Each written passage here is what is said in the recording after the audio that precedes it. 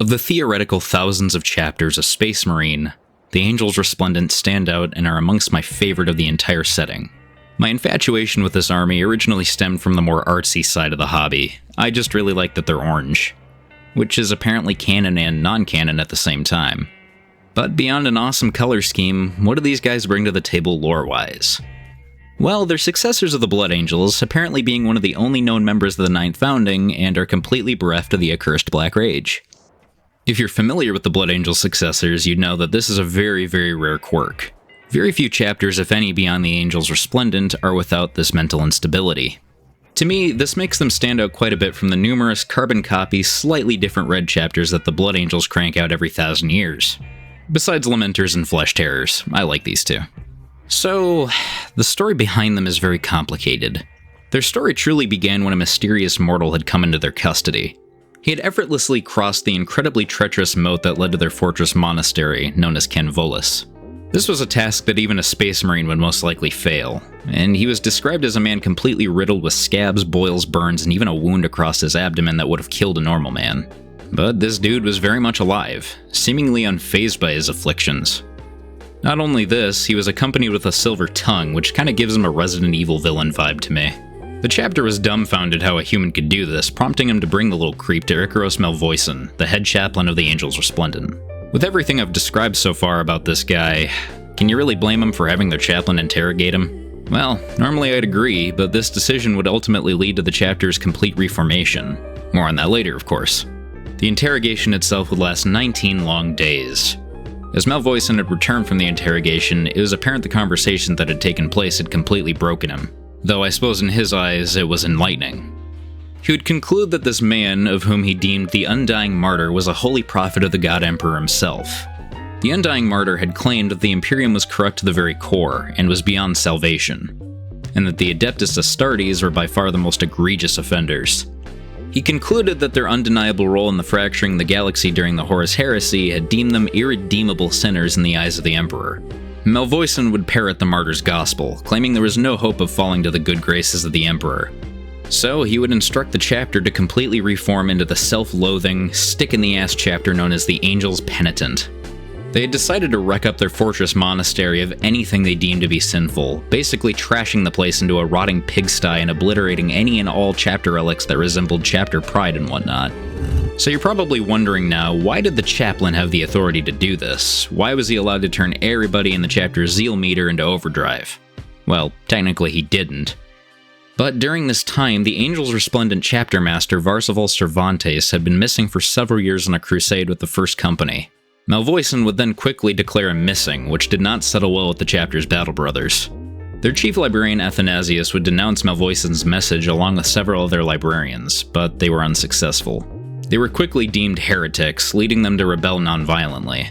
They had been cornered by the Angels Penitent, armed with nothing and not wearing power armor. Their former brothers showed zeal that would make a Black Templar wet with jealousy. They were eager to cleanse their sinful past known as the Angels Resplendent.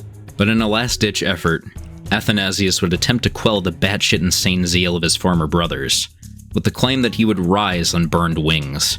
This momentarily snapped several of the Angels Penitent out of their blind rage. It had eroded the shame of their sins their chaplain had indoctrinated them into, which gave a slim glimmer of hope. But Melvoicen would be quick to counter this with a new slogan the Undying Farter had come up with: "The Emperor Condemns." Melvoicen and his followers would ultimately destroy the remnants of the Angels Resplendent, completely reforming the chapter into a creed of chaplains of whom are hell-bent on focusing all their efforts towards penance and the apparent sins of their past, present, and future. Their rules were so strict that even depictions, art, or charms of Sanguinius himself were deemed blasphemous. Despite the vice grip Melvoicen and his cronies had on the chapter, many members still secretly hold true to the Angels Resplendent code. They bide their time in the hopes that someday Cervantes will return to purge the New Order and restore their chapter's former glory. And I like to think it will. Cervantes is a character I have a ton of headcanon for, but realistically, the most interesting character of the story is the Martyr. To think that one mortal could be responsible for an entire reformation and mini-civil war within a chapter is really mind-boggling. And his story is even more interesting if you've read Firecast, Crown of Thorns, and The Reverie. To me, it's amazing that the Angels Penitent were able to get away with the things that they did. I know crazier things have happened, but it's kind of bananas to me that these guys are getting Primaris Marines after purging half of their chapter. And I don't know, man, if I'm Rabute, I would find it a little suspicious that a chapter finds Art of Sanguinius blasphemous. Not only that, but ever since the chapter's reformation, the Black Rage is now at an all-time high. They actually have a death company now. And the Red Thirst, forgot to mention that. Even when they're helping out, in this case being the Blood Angels during the defensive ball, an Angels Penitent Reclusiarch named Relian wanted to strike Mephiston because he unnaturally cured the Black Rage. But, you know, he tried to show his nicer side by saying, yeah, you know, you deserve Sanguinius' mercy, you deserve an honorable death, I guess. It's unknown if this dude even survived the entire invasion, but my headcanon says he got pulled apart like string cheese. As I write this and talk more about this, I think it's very apparent that the Angels Resplendent themselves really don't have all that much history up until the Angels Penitent era. Undoubtedly, the Angels Penitent are one of the more interesting Space Marine chapters in that they're not falling to chaos, they are just incredibly zealous. So you're probably wondering why I mentioned that the Angels Resplendent are one of my favorite chapters. Well, it's because they're orange and I have my own idea in my head of what I like about them. The small nuggets of information we have about the Angels Resplendent before the Angels Penitent era is that they're very similar to a lot of Blood Angel successors. They're very artsy, and they're surprisingly benevolent.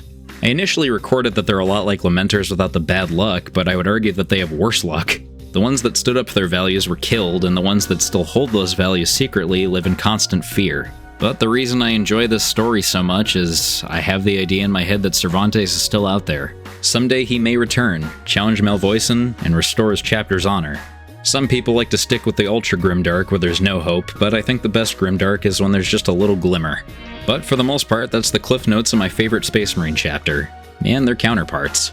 But like always, I humbly ask if you like what you saw, leave a like, comment, and subscribe for more, and maybe share it with a friend. Every little bit helps, and hey, if I got something wrong, don't be afraid to correct me in the comments. If I'm gonna do more lore videos, I'd at least like to do it correctly. But with that, I'm gonna leave you with a mishmash kit bash, and paint some fantastic miniatures. And you're gonna. I promise. See ya.